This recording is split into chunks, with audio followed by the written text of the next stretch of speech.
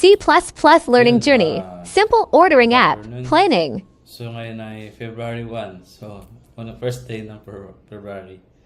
So, tapos na ang January. Okay, so, ano ba? 29. So, day 31. So, day 32 ko na to.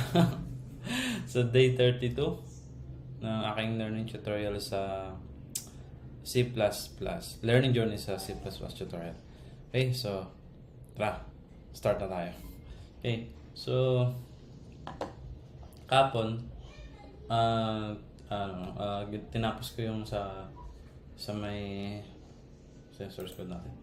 Ito is sa simple authentication. Okay na ako doon sa pagka-open niya. Okay na yan. So ngayon,